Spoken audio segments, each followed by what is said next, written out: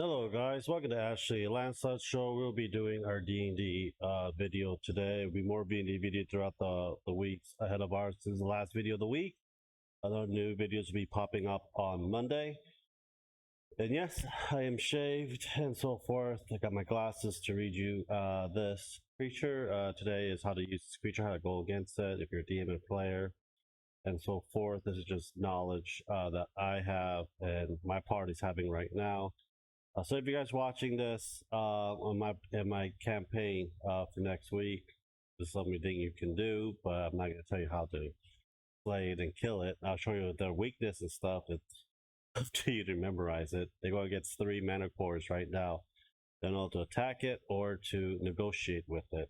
This is one of the creature that you throw in your party because if you have a lot of hungry, murdery players that wants to kill everything that they see, this might be a good feature to have them go up against, and so forth as well. We are going to talk about a Manticore. This is going to be page 213 in the Monster Manual book.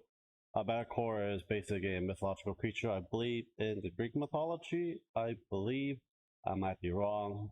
If I am, please leave down the comment below which of this creature was originated in those times. A Manticore, a monster in every sense of the word a Manticore has. A vaguely humanoid head, the body of a lion, and the wing of a dragon. A bristling mane stretches down the creature's back, and its long tail ends in a cluster of deadly spikes that can impale prey or impressive range. They also could have a scorpion stinger in the end of their tails as well.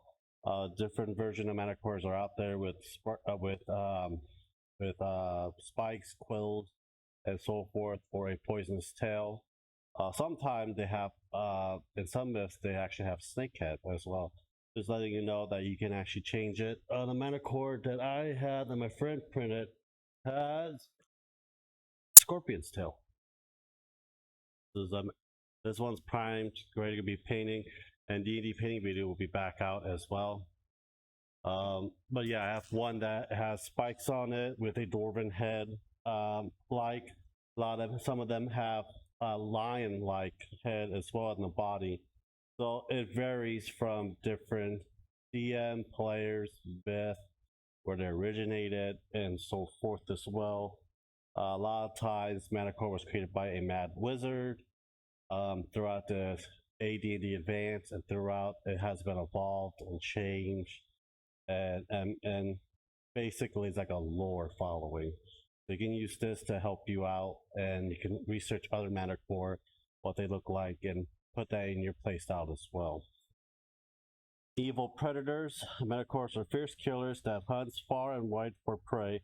They can work together to take down particularly large or dangerous creatures, sharing the meal once a kill is made. Manticore begins an attack with a volley of tail spikes, then lands and uses its claw and bite. With outdoors and outnumbered, and uses its wings to stay aloft, attacking from a distance until its spikes are depleted.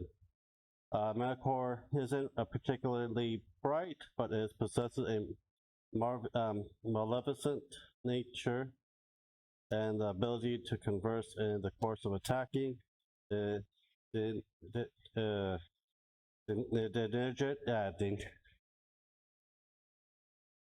Dehydrates its foes and offers to kill them swiftly, and they beg for their lives. And the Manticore sees an advantage to be gained by sparing a creature life. It does so, asking for a tribute sacrifice equal to its loss of food or a weight of gold.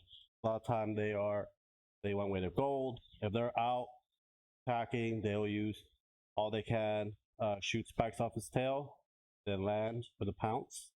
If they're outdoor mostly, but depends on the DM where it's at. If it's indoor, it cannot, depending how big the area is and so forth. So I might be able to fly, it might just charge and so forth as well. Monsters relationships. Manticore serves wicked master that treat them well and provide regular prey.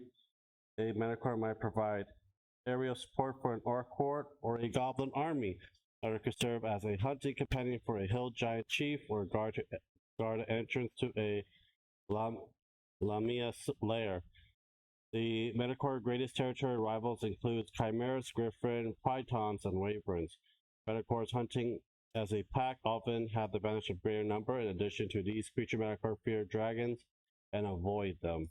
I believe, I don't think there's a second page of this. I'm gonna add more to it of my experience in Manticore, other books that I read. I did not pull my 3.5 of my AD&D to look at what they say as well. They're lawful evil, they're a large creature. AC is 14, hit point. When you use the hit point on the book is 68, or you can roll AD 10 plus 24. Speed is 30, they can fly up to 50 feet. Strength is plus 3, Dex plus 3, Con plus 3, Intelligence minus 2. You can use, players can use that as an advantage. Wisdom is plus 1, Charisma is minus 1. So they're not really that converse that well, or they're ugly in nature. Tail spikes regrowth. So the Manticore has 24 tail spikes used. Spikes regrow when the Manticore finishes a long rest. So they can use up to 24 tail spikes unless you have a scorpion's tail and so forth. You don't really have to do a tail regrow. You as a DM could use that as your advantage, but you also, if your players are low level, you may want to use the 24 spikes or use 12 just to make the game a little more interesting. Have your character have a more of a survivability for that nature as well. They have multi-attack. They make 3 attacks, 1 with the spikes and 2 claws, or 3 with his tail spikes. So 2 claws and a bite, or 3 tail spikes for that, or 3 scorpion tail strikes. The bite does, the weapon attack is plus 5 to all of them, ranging 5 feet, except for tail spikes, is range 5 feet, is 100 to 200 feet if it uses a projectile. But the bite does 1d8 plus 3, claws does 1d6 plus 3, and the spike tail does 1d8 plus 3. So it does not much damage. The challenge rating in this creature is, it does not say.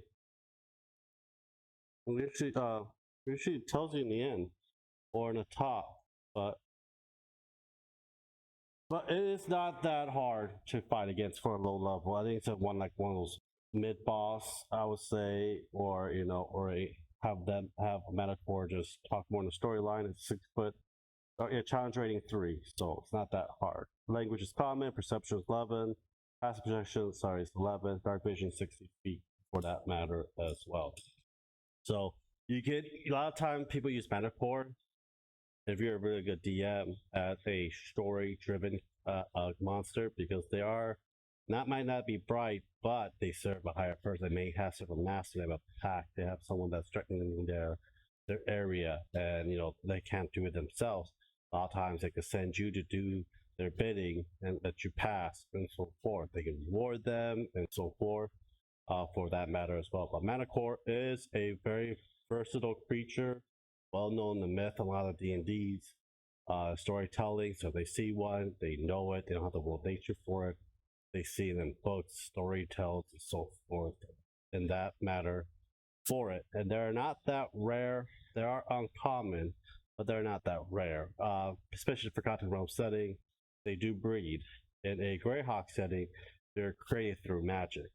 So that is one of the things, when the difference on the setting. If you're doing a homebrew, you could pretty much have them how the Manticore really is, how to divide throughout your storytelling. And for as players, if you are a higher level with a good enough gear, you can kill it.